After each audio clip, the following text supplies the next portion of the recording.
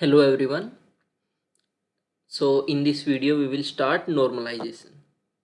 और normalization DBMS का one of the most important topic है और मैं गारंटी देता हूँ कि 5 मिनट के बाद आपको इस चीज़ में कोई भी डाउट नहीं रहेगा। आपको ना तो बुक देखने की ज़रूरत, ना यूट्यूब पे कोई और वीडियो देखने की ज़रूरत कि नॉर्मलाइजेशन क्या होता है और हम नॉर्मलाइजेशन को क्यों यूज़ करते हैं।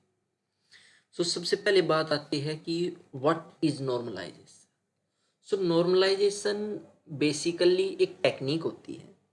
कौन सी टेक्निक होती है कि हम टेबल्स को डिवाइड करते हैं डेटा रिडंडेंसी कम करने।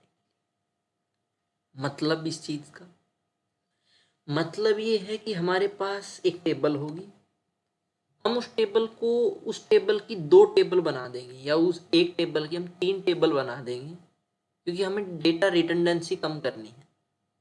मतलब इस चीज़ का भी क्या मतलब कि डेटा रिडंडेंसी क्या है, क्यों करनी है, वो हम अभी देखते हैं।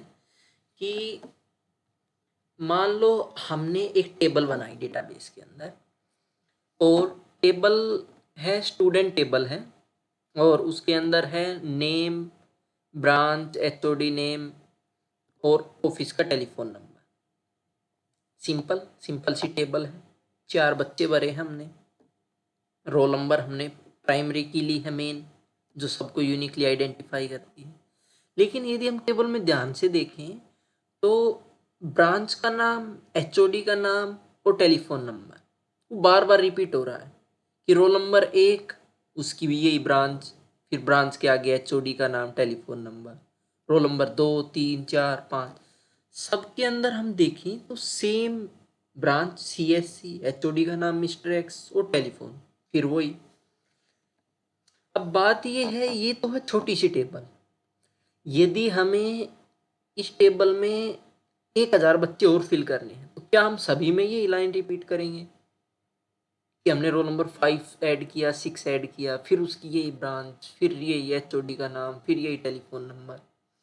सो इससे डेटाबेस में प्रॉब्लम होती है और उसको हम बोलते हैं redundancy. Redundancy means repetition of same data, कि हम सेम डेटा को बार बार रिपीट कर रहे हैं।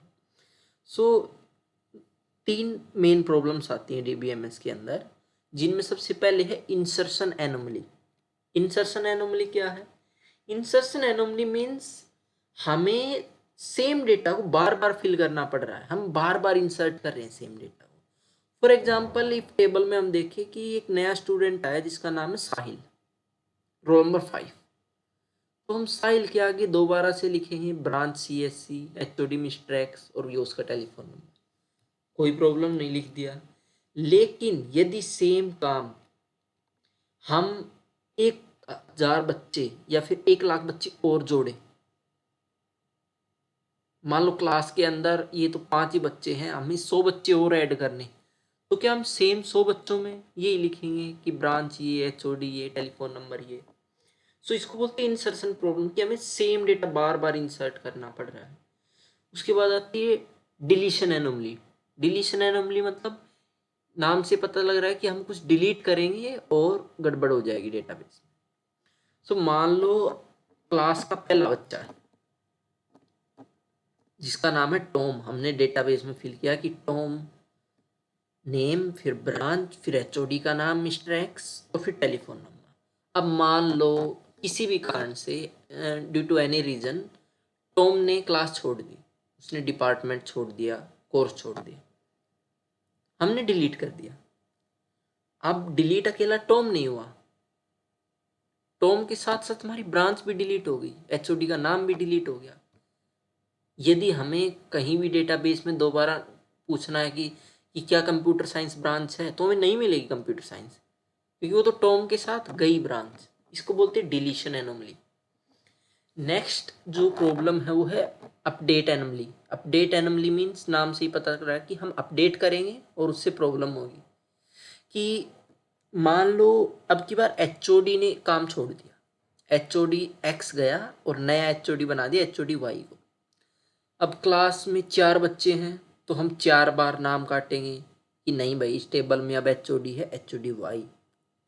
लेकिन यदि क्लास में 100 बच्चे हैं, फिर क्या हम अब 100 बार नाम काटेंगे? 1000 बच्चे हैं तो क्या हम 1000 बार नाम काटेंगे? 1000 बार चेंज करेंगे बार बार डेटाबेस? सो ये है मेन 3 प्रॉब्लम्स डेटाबेस के अंदर, इंसर्शन की, एक डिलीशन की और एक अपडेशन की। सो इन तीनों प्रॉब्लम को दूर करने के लिए हम यूज़ करते हैं नॉर्मलाइजेशन। नॉर्मलाइजेशन क्या है? एक टेक्निक जिसमें हम डिवाइड करते हैं टेबल को। So how normalisation will solve this problem? Normalisation कैसे सोल्व कर देगी? सो सपोज इस टेबल को हमने, ओल्ड टेबल को हमने 2 टेबल्स में डिवाइड कर लिया, स्टूडेंट टेबल, ब्रांच टेबल। अब हम अपनी पहली प्रॉब्लम के ऊपर देखते हैं, इंसर्शन एनोमली। एक नया बच्चा आया, रोल नंबर 5 साहिल, तो हम उसको केवल स्टूडेंट टेबल के अंदर फिल करेंगे कि रोल नंबर 5 साहिल CSC। हमें उसके आगे नहीं लिखना कि HOD कौन है, ब्रांच का टेलीफोन नंबर क्या है। अब हम केवल लिखेंगे कि नाम साहिल, ब्रांच कंप्यूटर साइंस।